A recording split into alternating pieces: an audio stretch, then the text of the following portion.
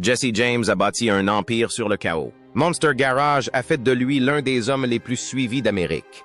Mais en 2010, tout s'est effondré. Son mariage avec Sandra Bullock s'est soldé par une humiliation publique. Une photo nazie datant de 2004 a refait surface au pire moment. Il est entré en cure de désintoxication tandis que 19 femmes témoignaient. Puis, après 18 ans d'existence, West Coast Choppers a fermé ses portes. Qu'est devenu l'homme qui avait transformé une PT Cruiser en broyeur à bois? Et pourquoi 2 émissions de retour ont-elles été annulées après seulement 3 épisodes chacune? La réponse est plus étrange que prévu. Jesse James est né le 19 avril 1969 à Linwood, en Californie. Son nom, bien avant qu'il ne touche un chalumeau, a suscité la curiosité. On aimait répéter qu'il était lié au célèbre hors-la-loi Jesse James, né en 1847, qui braquait des trains et est mort en 1882. Cette histoire donnait à Jesse l'image d'un homme issu d'un milieu dangereux et misérable. Mais chaque fois que le James Preservation Trust lui demandait un arbre généalogique ou un test ADN, il restait sans réponse. L'affirmation resta donc sans fondement, et ce voile de mystère le suivit dans ses interviews et ses articles. Pourtant, Jesse continua d'utiliser ce nom avec une fierté discrète, comme si la légende l'incitait à créer son propre univers plutôt que d'emprunter celui d'autrui. Ce mélange précoce de mythe et de confiance inébranlable le façonna bien avant qu'il ne réalise jusqu'où cela le mènerait. Son enfance à Riverside fut bruyante, crasseuse et marquée par la métallurgie. Après la séparation de ses parents durant ses années d'école primaire, Jesse et sa sœur Julie emménagèrent chez leur père, qui travaillait dans un entrepôt rempli d'antiquités et de pièces de moto. L'endroit empestait l'huile et la rouille, et Jesse passait des heures à errer entre de vieilles motos et des étagères poussiéreuses, apprenant comment les pièces s'assemblaient. À 7 ans, il a eu sa première mini-moto. Au lycée, il cintrait des tuyaux et soudait des systèmes d'échappement de fortune dans le garage de sa mère. Chaque erreur lui a appris quelque chose. Chaque étincelle le rapprochait d'une vie qu'il ne comprenait pas encore pleinement. L'entrepôt n'était pas seulement un lieu où il vivait, c'était sa première école. C'était grâce à lui que le métal lui parut si naturel entre ses mains plus tard. Pendant un temps, il a cru que le football serait son avenir. Au lycée La Sierra, puis au Riverside City College, il se donnait à fond sur le terrain. Les entraîneurs se souviennent de lui comme d'un joueur dur et agressif, le genre de gars qui continuait à jouer même blessé. Mais 2 blessures importantes ont brutalement mis fin à ce rêve. D'abord, il s'est blessé au genou, puis une autre blessure l'a contraint à quitter le terrain avant même d'avoir pu bâtir quoi que ce soit dans le sport qu'il aimait. La perte du football l'a profondément affecté, mais la ténacité qu'il y a acquise lui est restée. Après avoir mis un terme à sa carrière sportive, il s'est tourné avec la même ténacité vers la métallurgie. Au début des années 90, il a travaillé comme garde du corps pour des groupes comme Slayer, Glenn Danzig et Soundgarden. Ce travail exigeait une forte carrure et des nerfs à toute épreuve, et pendant un temps, il l'a trouvé exaltant. Mais une blessure à l'épaule lui a fermé cette porte, le laissant bloqué et à la recherche d'une nouvelle voie. Cet événement l'a ramené aux motos, et tout s'est mis en place. En 1992, il a aménagé un petit atelier dans le garage de sa mère et a créé West Coast Choppers. La transition de la protection des stars du rock à la construction de machines ne s'est pas faite sans heurts, mais elle a été authentique. Elle l'a poussé vers un avenir qu'il ignorait encore construire. Au fil des années 90, son garage est devenu un monde à part. Il avait 23 ans lorsqu'il a fondé West Coast Choppers. Il dormait parfois à même le sol. Travaillant jusqu'au petit matin, il n'avait presque pas d'argent. Seulement des outils rudimentaires et le désir de créer des motos qui vibrent de vie. En 1994, il s'est installé dans un garage loué. 2 ans plus tard, une petite équipe l'aidait à façonner le métal selon sa vision. Les débuts furent difficiles et constants. Les factures s'accumulaient. Les commandes arrivaient lentement, mais Jesse refusait d'abandonner. Cette ténacité au travail le porta jusqu'en 1997, année de la diffusion d'un documentaire sur Discovery Channel, où soudain, partout dans le monde, on voulait ses vélos. En 2001, l'entreprise disposait d'un immense atelier employant plus de 50 personnes. Son ascension fulgurante, d'un simple coin de garage à un empire florissant, est due à sa persévérance sans faille, même lorsque rien ne semblait avancer. Ses motos étaient immédiatement reconnaissables. Elles n'avaient pas l'éclat des modèles chromés alors en vogue. Au contraire, elles paraissaient brutes, tendues, dépouillées de tout superflu. Elles dégageaient une impression de force et d'audace, comme si elles avaient été conçues pour ceux qui se moquaient des tendances. En 2003, le logo Iron Cross est devenu une sorte d'emblème pour les rebelles et les célébrités en quête d'authenticité. Chaque réservoir était façonné à la main. Chaque cadre était conçu sur mesure pour un seul pilote. Son travail a bousculé l'univers lisse et conventionnel des motos customisées et a ouvert la voie à un style plus brut. Ce style n'était pas fait pour charmer, mais pour frapper. Il a délibérément maintenu l'exclusivité de la marque. West Coast Choppers ne produisait qu'une vingtaine de motos par an. Les prix variaient de 60 $0 à 150 $0.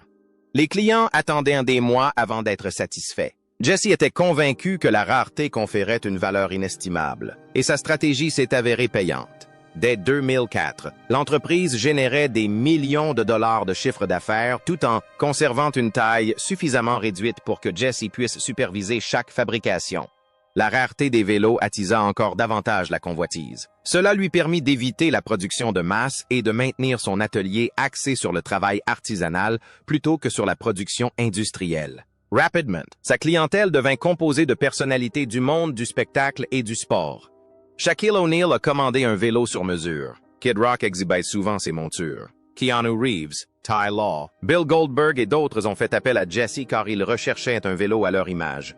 Ces créations prestigieuses ont fait des choppers de la côte ouest américaine un symbole de modernité. Interviews, magazines et émissions de télévision se sont enchaînés, et Jesse est devenu aussi célèbre que les motos qu'il fabriquait. Puis le musée Guggenheim l'a contacté.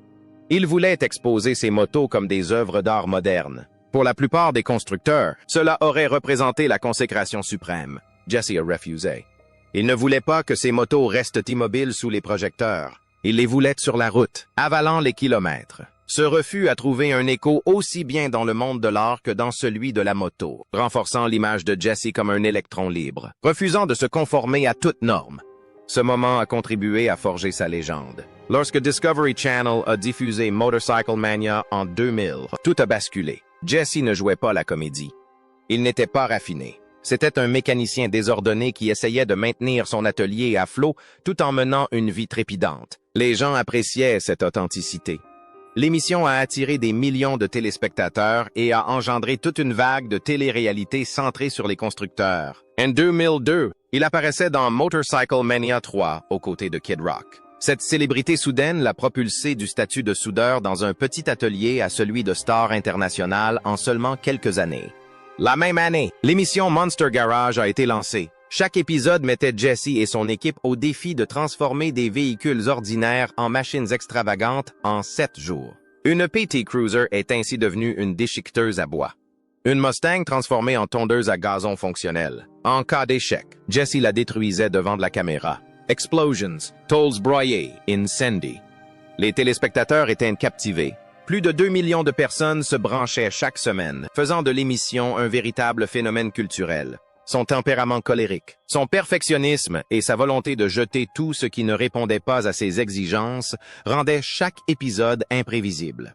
Durant cette période, il a lancé Pay Up Soccer Productions et a tourné Iraq Confidential en 2006. Discovery s'inquiétait des risques et estimait que le format ne correspondait pas à son style habituel. Mais Jesse a insisté. Il est allé en Irak, a passé du temps avec des soldats et a partagé leurs expériences avec une authenticité qui a surpris les téléspectateurs. Cela révélait une autre facette de sa personnalité, empreinte de sérieux plutôt que de fougue. Monster Garage connut son lot de catastrophes. Le Corbillard Cadillac, baptisé le Grim Reaper, s'effondra lorsque les pompes hydrauliques lâchèrent, les courroies brûlèrent et le moteur prit feu. Fou de rage, Jesse a transporté le corbillard jusqu'à Terminal Island et l'a fait exploser avec une bonbonne de propane. L'explosion a stupéfié les téléspectateurs et est devenue l'un des moments marquants de la série. Ses crises de colère sont devenues légendaires. Il hurlait, cassait des outils, renvoyait des gens sur le champ. Derrière tout cela se cachait une haine de l'échec et une obsession du dépassement des limites. La pression sur l'équipe était énorme, mais quand tout fonctionnait, les résultats étaient inoubliables. Certaines constructions se sont distinguées par leur ambition démesurée. Le bus scolaire transformé en escalade était immense et risqué, mais une fois terminé, il franchissait les rochers avec une agilité impressionnante. La Chevy Impala transformée en Zamboni est devenue un modèle pour les fans, car l'idée paraissait absurde jusqu'à ce qu'elle permette réellement de dégager la glace. Ces moments ont démontré jusqu'où l'imagination pouvait mener lorsqu'elle était associée à la mécanique. Il y a eu aussi l'épisode tourné à l'école pour sourds du Texas. Travailler avec les élèves a adouci le caractère de Jesse. Il les a guidés dans la création d'un Rat Rod, faisant preuve d'une patience qui surprenait tous ceux qui avaient été témoins de ces explosions dans le garage. Ce projet a donné confiance aux jeunes et a permis à Jesse de montrer que son travail ne se résumait pas à l'acier et au moteur, mais concernait aussi les gens. Jesse James a abordé l'année 2006 avec la réputation de construire certaines des motos custom les plus extravagantes au monde. Mais la vérité, cachée derrière cette image, prenait une toute autre tournure. Plus on creusait la question, plus il devenait évident que chaque moto sortant de West Coast Choppers était déficitaire. Il l'a même admis lui-même, déclarant qu'il perdait probablement de l'argent sur chaque moto construite. Cette simple phrase révélait le fonctionnement interne des chiffres. La fabrication d'un chopper artisanal pouvait coûter environ 100 $, alors que son prix de vente se situait souvent entre 60 $ et 70 $.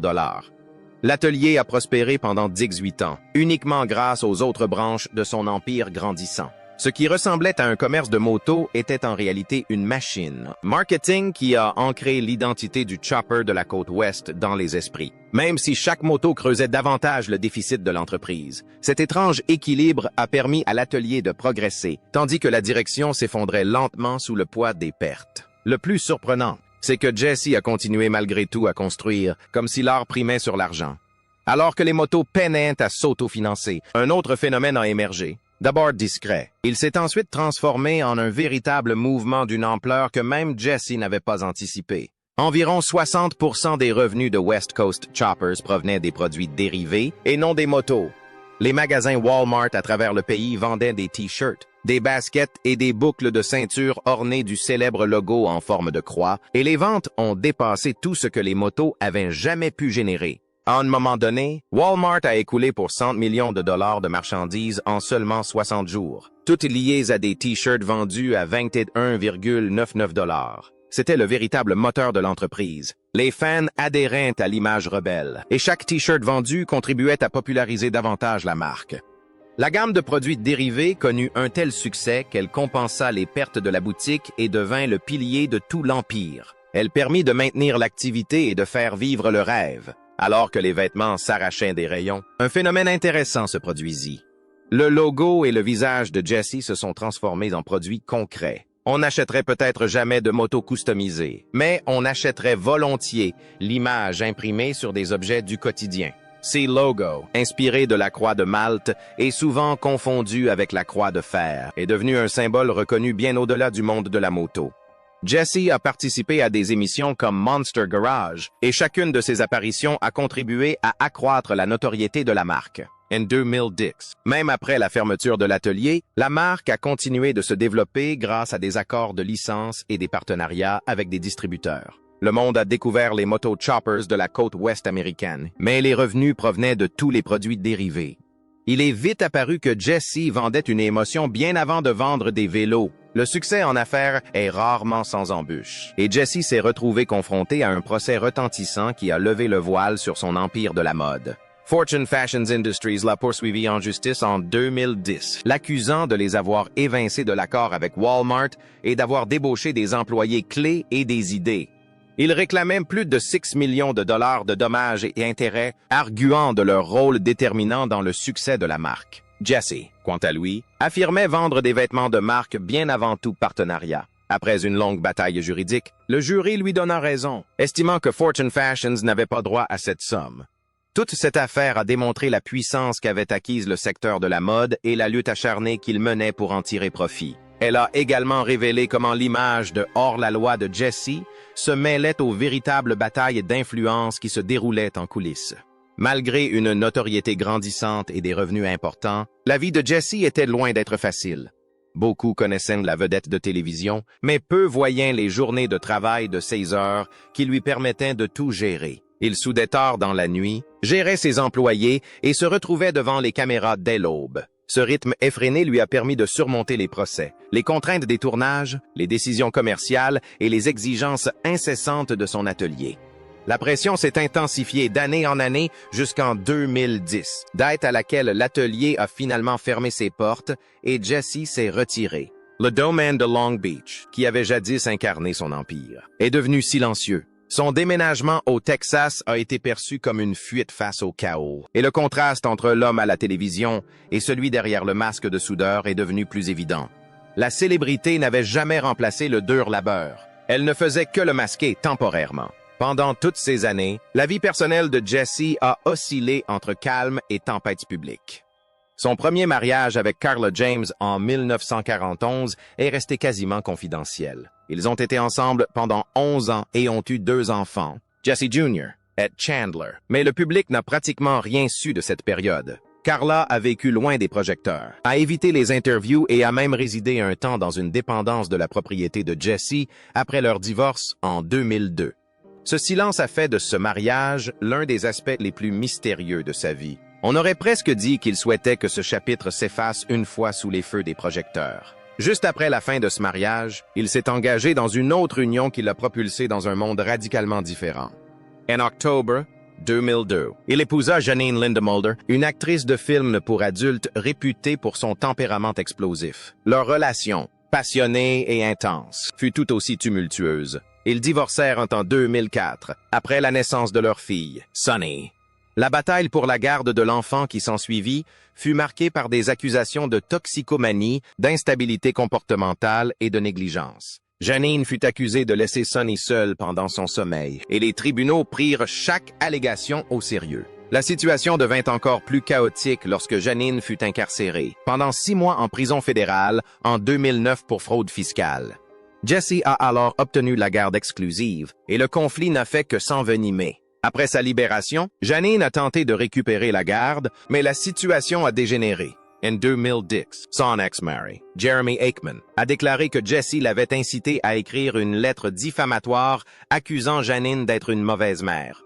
Il s'est ensuite rétracté, affirmant que la lettre était fictive et révélant l'ampleur du conflit. La bataille juridique s'est prolongée par des déclarations publiques, des rétractations et un stress incessant. Elle a démontré combien de souffrances peuvent se cacher derrière la célébrité, même lorsque l'on croit connaître toute l'histoire. Puis vint la relation qui, plus que toute autre, a façonné l'image publique de Jesse, celle avec Sandra Bullock. Ils se rencontrèrent en décembre 2003, lorsque celle-ci amena son filleul à le rencontrer à l'atelier West Coast Chopper. Leur complicité se développa rapidement et ils se marièrent le 16 juillet 2005 lors d'une cérémonie intime à Santa Barbara. Leur vie mêlait le glamour hollywoodien à l'univers impitoyable des motos customisées et Sandra a endossé un rôle empreint d'amour et de responsabilité. Elle a pris sous son aile Chandler, Jesse Jr. et Sunny, les soutenant tous dans les moments décisifs qui ont façonné leur famille. La bataille pour la garde de Sunny a été l'un des exemples les plus éloquents de son engagement. Les démêlés judiciaires de Janine en 2008 ont placé l'enfant au cœur d'une situation délicate et Sandra a soutenu Jesse dans leur combat pour obtenir la garde exclusive. En décembre 2009, ils ont obtenu gain de cause et Sandra a acheté une maison à Austin, au Texas, afin d'offrir un environnement stable à ses enfants. Elle est devenue une présence quotidienne dans leur vie, s'intégrant à leurs habitudes et les aidant à traverser ces années difficiles. Le poids de ces responsabilités, conjugué à la pression médiatique, pesait sur leur mariage, malgré leurs efforts pour dissimuler leurs difficultés. La véritable rupture survint en 2010, lorsque le monde entier apprit les infidélités de Jesse. Michelle McGee prit alors la parole en mars et révéla avoir entretenu une liaison avec lui pendant 11 mois. Elle a affirmé qu'il lui avait dit être séparé de Sandra. Quelques jours plus tard, plusieurs autres femmes se sont manifestées. Melissa Smith a notamment déclaré avoir entretenu une relation de 2 ans avec elle, débutant en 2006. Brigitte Daguerre a déclaré que leur histoire avait duré 1 an. Chaque récit alimentait la polémique, et Jesse a fini par avouer ses infidélités répétées. Il a expliqué que cela était dû à un traumatisme d'enfance, à une tendance à l'autodestruction et à ce qu'il a décrit comme une addiction sexuelle. Il est entré en cure de désintoxication en mars 2010. Mais à ce moment-là, le mal était fait et leur mariage était irrémédiablement brisé. Le 23 avril 2010, Sandra a demandé le divorce, mettant ainsi fin à une histoire qui avait pourtant commencé sous de si beaux auspices. Le scandale qui a éclaté autour de Jesse James en 2007 a d'abord grondé lentement, puis a déferlé comme une vague qui n'a jamais cessé de prendre de l'ampleur. Tout a commencé lorsqu'une cadre supérieure de West Coast Choppers a démissionné en 2007, affirmant que Jesse lui avait fait des avances non désirées pendant des mois. Elle a déclaré que cela s'était produit tout au long de 2006 et 2007 et que les détails étaient si gênants qu'elle avait conservé un T-shirt comme preuve matérielle d'une de ces rencontres. Jesse n'a jamais rien admis, mais fin 2007, il a accepté de lui verser 725 000 $, bien qu'aucune plainte n'ait été déposée. L'affaire resta un temps dans le silence, enfouie sous les méandres des procédures juridiques, mais elle ressurgit brutalement en 2010 lorsque sa vie privée s'effondra sous les yeux du monde entier. Soudain, l'accord à l'amiable raviva l'incendie. La femme avait engagé Gloria Allred, une avocate réputée pour les dossiers complexes, ce qui laissait présager la gravité de la situation. Lorsque le public a appris la vérité, l'histoire semblait être la pièce manquante du puzzle, expliquant le chaos qui s'en est suivi. Ce chaos s'est amplifié lorsqu'une vieille photo de 2004 a refait surface en 2010, montrant Jesse portant ce qui ressemblait à une casquette nazie de la Waffen-SS et levant le bras en signe de salut. L'image s'est répandue dans les magazines en quelques heures, et le public s'est interrogé sur sa signification et sur les raisons de cette pose. Son avocat a déclaré que la casquette était une plaisanterie de son grand-père juif. Jesse, quant à lui, a affirmé que sa pose visait simplement à choquer ses amis. Cependant, le timing n'a fait qu'empirer les choses, car l'une des femmes liées à lui, Michelle McGee, avait elle-même des photos d'elle vêtues de tenues à connotation nazie. Les gens ont commencé à faire des rapprochements hasardeux, mais les rumeurs ont persisté. Jesse s'est réexpliqué lors d'une interview avec Nightline, affirmant que la photo datait de bien avant son mariage et n'était qu'une plaisanterie. Peu importait. En 2010, alors que sa vie était déjà en pleine déroute, cette image ne fit qu'accroître l'indignation publique et transforma chaque article de presse en une interrogation sur sa véritable identité. Face à l'accumulation des scandales, Jesse entra en cure de désintoxication au centre Sierra Tucson en Arizona en avril 2010. Il affirma avoir besoin d'aide pour des problèmes personnels, tandis que des proches insistaient sur le fait qu'il suivait un traitement pour dépendance sexuelle. Le programme était intensif. Il assistait à des séances de thérapie tous les soirs à 6 heures, et les membres du personnel affirmaient qu'il était pleinement investi dans le processus. Ce rythme montrait à quel point il était désespéré de sauver ce qui restait de son mariage avec Sandra Bullock. Sierra Tucson était réputé pour accueillir des célébrités et c'était le même établissement où Sandra s'était rendue des années auparavant pour préparer son rôle dans le film 28 Days. On pensait que le séjour en cure de désintoxication pourrait arranger les choses, mais le mariage était déjà au bord de la rupture. En juin 2010, après 5 ans de vie commune, Sandra a demandé le divorce. La cure de désintoxication n'était qu'un chapitre de plus dans le long dérapage qui a marqué la vie de Jesse cette année-là. Alors que tout changeait, Jesse prit une décision radicale en octobre 2010. Il ferma définitivement l'atelier West Coast Choppers de Long Beach après 18 ans d'activité. C'était un lieu qui semblait autrefois inaccessible dans le monde de la moto. Un lieu vrombissant de moteurs et peuplé de gens qui croyaient en ce qu'il avait créé. Lorsque les employés ont appris la nouvelle, beaucoup l'ont découverte par les médias avant même d'en entendre un mot de sa part. Les ventes avaient chuté. Les pièces contrefaites ont inondé le marché. Scandale après scandale, les clients ont disparu. Jesse a déménagé au Texas et a tourné la page de l'époque de Long Beach. Pour beaucoup de fans, la fermeture a sonné comme la fin d'une ère. West Coast Choppers était au cœur de la culture moto custom aux États-Unis, et voir l'atelier fermer ses portes a créé un vide immense autour de son nom. Malgré les changements au sein de son entreprise, ses combats personnels n'ont cessé de s'amplifier. En juillet 2010, Jesse a obtenu la garde de sa fille, Sunny, après une bataille judiciaire acharnée contre son ex-femme, Janine Lindemulder. Celle-ci venait de sortir de prison pour fraude fiscale, et le tribunal s'inquiétait de sa stabilité. Lorsque le juge a statué en faveur de Jesse, Janine a éclaté en sanglots dans la salle d'audience, implorant qu'on lui accorde la moindre faveur pour pouvoir rester auprès de sa fille. Le tribunal a relevé ses absences aux visites, les problèmes rencontrés lors de sa thérapie et un épisode effrayant où Sonny s'est perdu pendant plus d'1 heure dans un parc aquatique. Janine a accusé Jesse de tenter de la saboter en compliquant les visites et a même insinué qu'il pourrait falsifier sa nourriture pour influencer les tests de dépistage de drogue, bien que le juge ait rejeté ces accusations. Cette décision a bouleversé la vie de Jesse car elle lui a permis d'emmener Sonny vivre avec lui à Austin. Pour une fois, il est sorti victorieux d'un tribunal, même si cette victoire était teintée de douleur et d'accusations de toutes parts. Espérant relancer sa carrière, Jesse a fait son retour à la télévision en 2012 avec une nouvelle série sur Discovery Channel intitulée Jesse James, Outlaw Garage. Mais ce retour a tourné court presque aussitôt. L'émission a été diffusée pour la première fois le 5 novembre 2012 et les téléspectateurs ont déserté les écrans après le premier épisode. Les critiques ont jugé l'émission creuse, artificielle et bien trop similaire aux précédentes. Après seulement 3 épisodes, Discovery l'a annulé. Jesse a réagi avec véhémence sur son blog, s'en prenant violemment à la chaîne et accusant les producteurs de diffuser de la télévision truquée.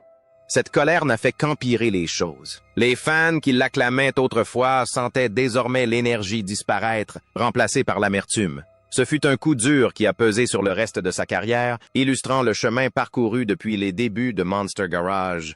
Une autre tentative de retour à la télévision s'est concrétisée par une émission sur son atelier de préparation automobile à Austin. Elle était censée symboliser un nouveau départ, un nouvel environnement et une nouvelle équipe. Au final, la série a été quasiment ignorée. Tout comme Outlaw Garage, l'émission a disparu après seulement 3 épisodes. Les téléspectateurs n'ont pas été au rendez-vous. Les critiques ont déploré le recyclage d'idées éculées et l'absence d'étincelles. Discovery a discrètement retiré l'émission de sa grille des programmes. Cet échec a clairement démontré que le public s'était détourné de la marque Jesse James qu'il avait tant appréciée. Malgré de superbes voitures et des constructeurs talentueux, le poids des scandales passés a poussé les téléspectateurs à se tourner vers d'autres horizons. Chaque tentative de relance de sa carrière télévisuelle semblait s'effondrer sous ses pieds. Après tous ces revers, Jesse a tenté une approche différente. Il a reconstruit West Coast Choppers à Austin avec une stratégie entièrement nouvelle. Au lieu de privilégier la production de masse et les pièces standardisées, l'atelier d'Austin, installé sur un terrain de 7 hectares, se concentrait sur la fabrication de seulement 3 ou 4 motos ultra premium par an. L'équipe s'est agrandie jusqu'à compter plus de 50 employés et le travail est devenu plus lent et plus artistique. Chaque moto nécessitait des mois de fabrication et se vendait à des centaines de milliers de dollars.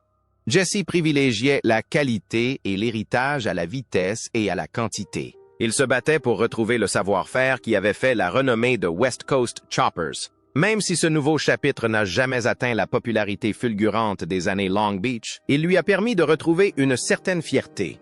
C'est devenu un lieu où il pouvait travailler sans être constamment suivi par les caméras de télévision. En 2013, Jesse a opéré un tournant encore plus important et s'est lancé dans un tout autre univers. Il a créé Jesse James Firearms Unlimited à Dripping Springs, au Texas.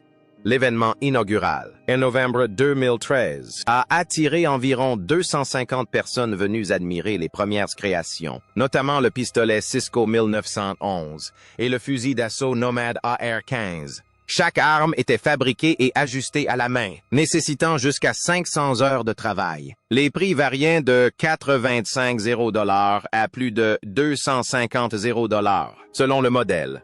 Jesse et le maître armurier Justin McMillan ont fabriqué chaque pièce dans leur atelier. Pour beaucoup, le passage des motos aux armes à feu a été un choc. Mais Jesse traitait les armes comme il traitait ses plus belles motos, entièrement faites à la main. Tout a été construit lentement, avec un souci du détail extrême. L'entreprise s'est forgée une réputation d'exclusivité presque instantanément. Sa création la plus légendaire est née d'un pan d'histoire inattendu. Lors de travaux d'entretien sur la Statue de la Liberté, un ouvrier ramassa une vieille rampe d'acier et la fit passer de main en main jusqu'à ce qu'elle parvienne à Jesse. Ce dernier transforma ce métal chargé d'histoire en pistolet Cisco 1911 Damas de la Statue de la Liberté. Seuls 3 exemplaires furent fabriqués. Chacune nécessitait plus de 500 heures de travail et se transformait en un lingot d'acier de Damas de 400 couches avant de prendre sa forme finale. Vendues 85 $0 pièce. Ces armes étaient, aux yeux des collectionneurs, inestimables grâce à l'histoire de leur acier. On disait qu'en tenir une, c'était comme tenir un fragment du cœur même de l'Amérique. Jesse traitait l'acier comme un objet sacré, affirmant souvent qu'il portait l'ADN du symbole de liberté le plus puissant du pays, sa vie personnelle. En revanche, restait chaotique. En 2010, il se fiança à la tatoueuse Kat Von D et pendant un instant, il sembla avoir trouvé une nouvelle stabilité. Mais en septembre 2011, Kat a révélé publiquement que Jesse l'avait trompé avec 19 femmes durant leur relation. Elle a elle-même écrit ce nombre sur Facebook, à la vue de près de 2 millions d'abonnés. La publication a fait le tour du web. Jesse a déclaré par la suite assumer la responsabilité de ses actes et a mentionné que des millions d'hommes sont infidèles, ce qui n'a fait qu'amplifier la polémique. Cette rupture a ajouté un nouveau chapitre douloureux à son image publique déjà ternie. Le mariage n'a pas non plus apaisé les tensions.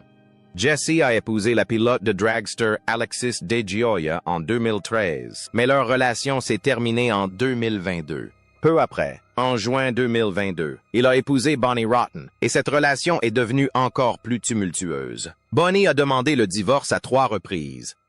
En décembre 2022, en novembre 2024 et en janvier 2025. Chaque plainte s'accompagnait d'accusations de violence, de demandes d'ordonnances de protection et de crises émotionnelles. Ils se réconciliaient à chaque fois, mais sans jamais sortir de ce cycle de conflit. Les documents judiciaires refassent régulièrement surface dans les médias, donnant l'impression que leur mariage était une autre de ces tempêtes que Jesse refusait d'apaiser. En 2021, Jesse a tenté une nouvelle fois de revenir à la télévision. Monster Garage a fait son retour sur Discovery Plus en janvier 2021, et ce retour a suscité suffisamment d'intérêt pour laisser entrevoir un avenir prometteur. Parallèlement, Jesse a créé OTLW TV, une plateforme de streaming lui permettant de contrôler ses émissions sans l'influence d'une chaîne traditionnelle. Il a également lancé Jesse James Bourbon, donnant à sa marque une dimension qui dépassait largement le cadre des motos ou des armes à feu. Malgré les scandales et les revers, sa fortune était estimée à 50 000 $ en 2026. Cela témoigne de sa capacité à se reconstruire sans relâche, quelles que soient les épreuves traversées. Malgré son succès, les ennuis n'ont pas tardé à le rattraper. En novembre 2024, un client l'a poursuivi en justice pour 75 000 $ après avoir attendu 6 ans une arme sur mesure. Jesse a répliqué en affirmant que le client lui devait 90 000 $, l'arme étant en réalité terminée et d'une valeur de 250 000 $. Les deux parties s'accusent mutuellement de retard et de non-respect des engagements. L'affaire est toujours en cours, mais elle a mis en lumière les risques liés à la fabrication artisanale d'armes à feu, dont la production prend des années. Ce procès a une fois de plus rappelé que Jesse James vit dans les extrêmes. Quand il crée quelque chose, il y consacre des mois, voire des années. Quand les choses tournent mal, c'est un désastre complet, et tout le monde est au courant.